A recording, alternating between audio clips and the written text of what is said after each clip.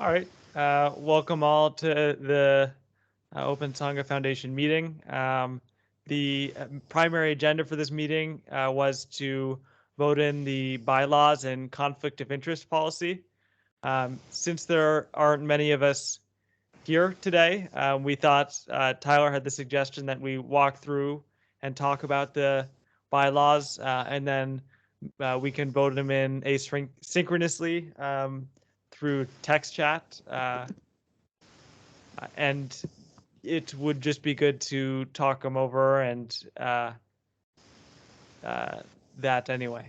That's the main thing. Other things might be Tyler and I did some work on a Discord server, and we're going to start inviting people who are working on like the website or a specific project over to try and test it out. And those are the two specific things on the agenda. Yeah.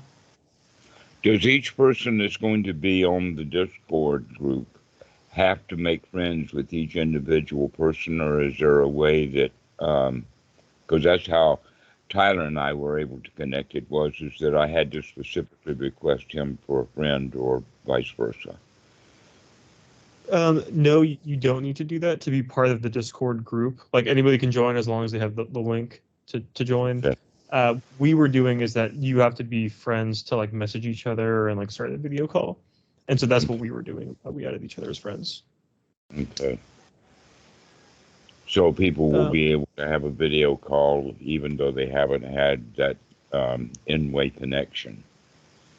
That's right. Yeah. Where in is a factorial. Okay.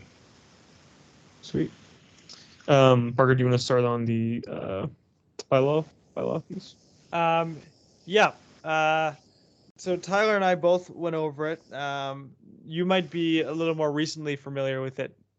Do you feel comfortable walking through it, Tyler? If not, I can. Sure. Yeah, I can like just call out a couple things that are important to call out. Basically, and things that we kind of maybe want feedback on in the next couple of days, but we'll leave it to make sure the rest of the board members affirmatively say like, yes, this is their obligations under this before we submit it. The reason why this matters is because the bylaws create, they end up being like actually they have legal ramifications if we are actually bound to them. And the cases where this would matter is that Foundation, we were sued for some reason, and we weren't shown to be following our own bylaws. That can open Sangha Foundation to liability, but also board members to personal liability potentially. And so it's important that we like the bylaws we're passing, we're actually committing to.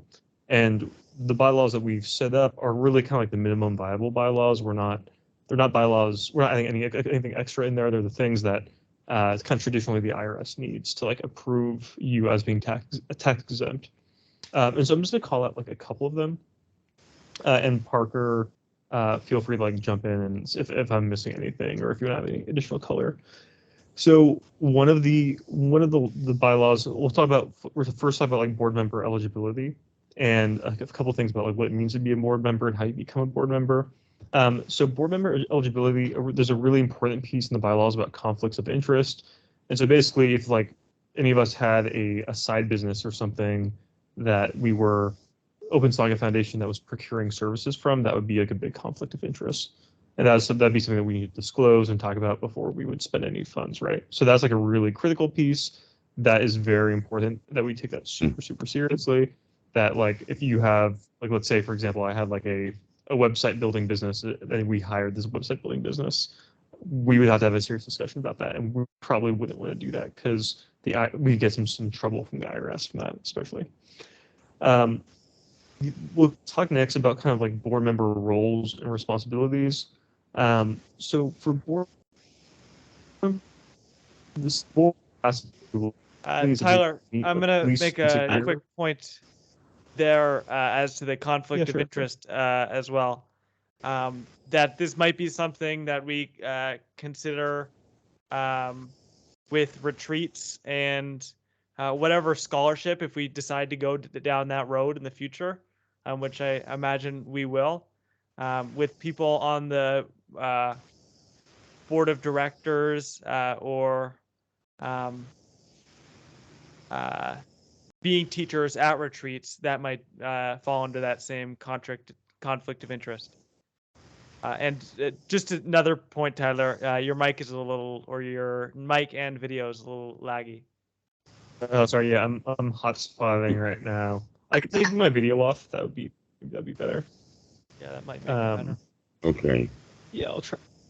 Yeah, So, your okay, so a couple video other is freezing and there's blockage in your video audio. So it would be good if you could cut your video off. That would probably make the audio better. Okay, great. Let me know if the audio ever cuts out. So, all right. So a couple other things. So a good point about the conflict of interest thing with the retreat centers. Hopefully we're doing everything purely Donna based. So hopefully we never have to confront that issue. So we'll talk about board member roles and responsibilities. The primary responsibility we have as a board. So I guess maybe we could start even further is like the purpose of the board. So with nonprofits or 501c3s, the board is really intended to oversee the entire organization. Like we're like the last line, we're like the top of the line, all comes in through the board. So this is any like financial questions, legal questions, everything major goes through the board and needs to be passed through the board. And so we might have an executive director, or we'll likely appoint an executive director. They'll have a lot of latitude for operational decisions, but at the end of the day, the board is who decides what we do and what we can and cannot do. And this is like a legal requirement to have this tax exempt status of being on a, hey Robert, of being a 501c3. So a couple things we have to do to be as a board, a couple like bare minimum requirements. One is we have to have a annual meeting. And so this is going to be, we'll probably do it at the beginning of every year, where we kind of go through our finances. We talk about the direction of the nonprofit, whether we have any legal obligations, if we're employing anybody, what compensation looks like, any outstanding board proposals. And so we're going to do this at least once every year. More likely, we're going to do it. We're legally required to do it once every year. Based on our bylaws, we'll probably do it more often, like maybe once a quarter. And then during that meeting, we need to take meeting minutes. And so I think Robert is the secretary, right? So this is something important. Function of the secretary is taking those meeting minutes. That's what's going to allow us to keep the tax exempt status is that documentation. So the next piece I'll go into is about the board member roles. And so generally, like traditionally, there's at least 3 roles, like the president, the vice president, chair, vice chair, secretary, and treasurer. And so with those roles, like these again are kind of like some like the minimum viable roles you need to get your nonprofit approved by the IRS. And so we kind of discussed that last call, so I'm not going to go too deep into that. So I guess like in short, I think then the last piece I'll cover is about how the board makes decisions. And so the board basically makes decisions by we need to have a majority present to do a quorum, to have a quorum to even take a vote. And then from there, we can do a majority vote for passing any resolution. So yeah, I'll kind of pause there. I think those are the main points about how our bylaws work and what you need to know and what we're legally accountable for. But we can like double click on anything if anybody wants to discuss anything more.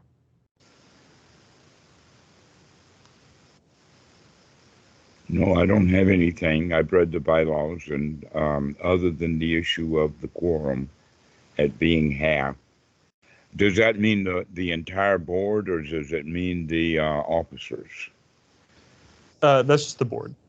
So the whole 6 board. people would be the minimum. Okay, how many board members do we have completely? Because I was wanting to pack the board, not knowing that might be an issue. We've got 9 10. now? 10, okay.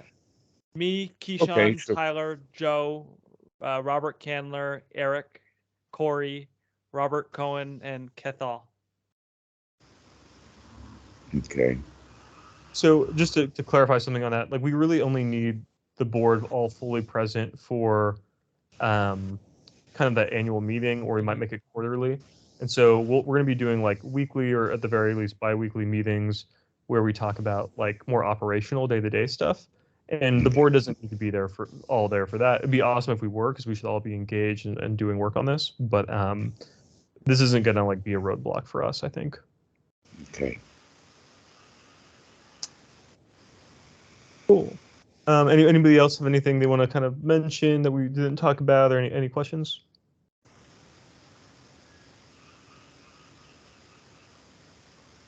So how about this? I think Yes. we. Oh, sorry, Robert, go for it. Oh, yeah, sure. So regarding the minutes, is there a particular format by which I have to abide? And if so, could you please send something like that along? I would recommend that the videotape themselves, or the video recording that we're doing now, would be technically sufficient. However, putting it onto YouTube and then letting YouTube do the audio to text would then guarantee that we have a good minutes. The video recording and the audio text from that video, which should be sufficient for the I the minute. think that's a good idea, Damarada. I really like that. But I think there's some other kind of more things that would make the meeting go easier. Like maintaining an agenda is a really important part of that, and that's necessary for the secretary as well. So I think like helping get some of those things together. But maybe we can start the thread on this in the Discord, on the board Discord, about like what we want to, how we want to do that. I personally don't know the answer, so I'll be learning with you. Okay, great. I'm thinking maybe what we can do is, or I can do is go look at examples of minutes taken at nonprofit meetings and see what I come up with. Yeah, that'd be great. Mm-hmm. And Yeah, that's perhaps a good idea. Oh, sorry. Go ahead, Damarado. That's good. That's what I'm saying, is that's a good idea. Okay, yeah, and perhaps what we'll end up doing is, copy, another type of board's minutes, and then use the transcript to fill in any gaps, and then maybe edit it, because it's, transcripts aren't perfect, but a bit edited and reshaped, I think, can probably suffice for any documentation purposes. Yeah. Yeah, that'd be great. We may, in fact, want to also specify that would be collected all in one place, rather than just be kept on random files or whatever on somebody's computer, that we put it into the docx that we've already got going for the bylaws and stuff. So as we collect minutes for the meetings, we can add it to the already existing stuff. So that means then, Robert, that you need to start going into the documentation that they've already collected to make sure that we're keeping it all together in one place. So actually, I have one point on that. Thank you for reminding me. Is that something that I've been experimenting with a little bit, is making it easier for us to kind of collect information and documentation in a single place. I've been playing around with a tool called Notion. I don't know if you guys are familiar with it. I know Parker is. That makes it really easy to like collect information and makes it very user friendly to find things. And so I might try to put something together to collect things like meeting notes and minutes and like useful links. I'll share it out and see what people think, and if people think it's useful or not. But yeah, Robert, let's collab on that. Okay, if Robert's up to that, then I'll let you and Robert and Parker take care of that. That would be good. Yeah, because I feel like the Google, we have our Google Drive, but it's like kind of cumbersome to navigate right now. So it'd be nicer if it was a little bit easier, more user friendly. Okay. I have a question about some. Can you guys hear me? I don't know if my mic's on. Yeah. Okay. I had a question about in section 2 where it says election and term of office. It says that you vote every year, but then you serve for 3 years. Is that the way that's supposed to be, or because it just seems kind of like awkward, isn't it? Because like if you voted every year, wouldn't it be like you just served for a year then until you got revoted in, or is that normal to have it like that? I would assume that meant that every year we have an opportunity to add or subtract board members, but once somebody is on that for 3 years, then they don't need to be voted on the second and the third year, but some people might. Yeah. So yeah, I guess we actually asked her about this because I was a little confused about this as well, and it's that every year you vote on board members, like adding or removing who the board members are, but there are also these like board roles, like treasurer, secretary, chair, and those last for 3 years, and so you only vote on those every 3 years.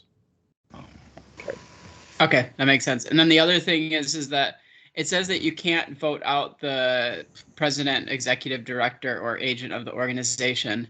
I mean, I don't really see that being a problem, but like, I mean, is that a good idea to like have it so that, or is that something that we have to have, that you like can't vote out somebody just in case you got some like random person like somehow that, I don't know. Would you mind showing me where you found that, or just like it says removal or vacancy right underneath election and term of office. It's in section 3. It says the board of directors shall have the power to remove an officer, excluding the president or executive director or agent of the organization. So you can remove an officer, but just not the president or executive director or agent of the organization, is what that section said. Huh. Oh, that prevents a coup. I got it. Well, that's what I was thinking. I was like, oh, we have like the benevolent dictator, hopefully. Well, that seems. I think what they mean is the president. So actually, like, we had a question for her about this too, is because she uses her terms of like executive director, president, chairman loosely to mean all kind of the same thing. Which what I think she meant was like a board member who has like the president role. But the main kind of function of the board is to oversee the executive director and potentially, boot them if it's not going well. And so we definitely want to make it sure that maybe it's that the president can't be booted I don't know, I feel like we should remove that entirely, that there's any restrictions on who could be booted. Yeah, I think maybe it should just say like the board of directors shall have the power to remove an officer, and then just like, yeah. Okay. Yeah. Parker, would you mind making that change to? Yeah, that's a good point. Okay, so you do want to allow a coup. All right, I got it. Sometimes a coup would be necessary. I give you Russia as an example.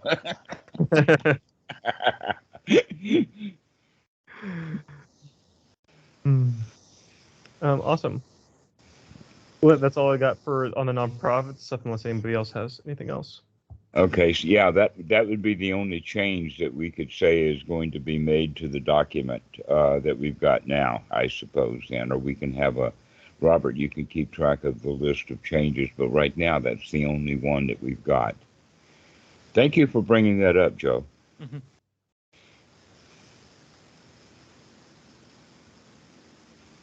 So where do we go from here? Do we go ahead and vote on it? Yeah, we can vote on it, the 4 of us here, me, Joe, Robert, and Tyler, and then we would just need 2 more people to vote it in. Well, Tyler mentioned that we can vote in the bylaws without having the very quorum that's required by the bylaws, because the bylaws right now doesn't yet exist. Well, yeah, I guess because this was actually an ambiguous part of our original governance process. We never talked about quorum. And the board roles and responsibilities are so important that I think I'd almost like every board member to affirm that they understand them. That's a good point. Mm-hmm. And so I think we could probably just do a vote with us right now, because that's kind of consistent with our current governance process. And but we should really like confirm every single board member has read it and understands. Yep, that's a good point. And they should also watch this video for sure. Mm-hmm. Okay, So great. well, a quick. Yeah, a show of hands to for those of us here to approve the bylaws. All right. for those watching on video, Skype has a feature where you can raise your hand, and everyone has their hand raised. Okay, so I guess that was the main thing for this meeting. An additional point that I made at the beginning is that Tyler and I did some work setting up a Discord server that we're going to try moving some of the communication to, with the intention of it maybe becoming our main place for communication if it works well for everyone. We started that with we'll start that with the web group and the governance discussion, and then potentially also this discussion about what are the secretarial duties that we need to take care of. That will be a Discord channel that's separate from the Dharma dudes or the Dharma friends, right? Exactly. Yep. Okay. That's right. Yeah. All right. Does anyone else have anything for today? I'm very Not me. pleased to see you all, and I'm also going to be pleased to go back to bed. Likewise. It was good Yeah. seeing you guys all. All right. Good to see ya. We'll I'll send a debrief of this meeting to everyone on the email list, and then we can plan to meet at the same time, and not next week, but the week after. All right, sounds good. Good seeing you. Okay. Sounds good. Bye bye. Yeah. See you guys. Cheers, everyone. See you guys. Take care. Bye-bye. Have a nice week.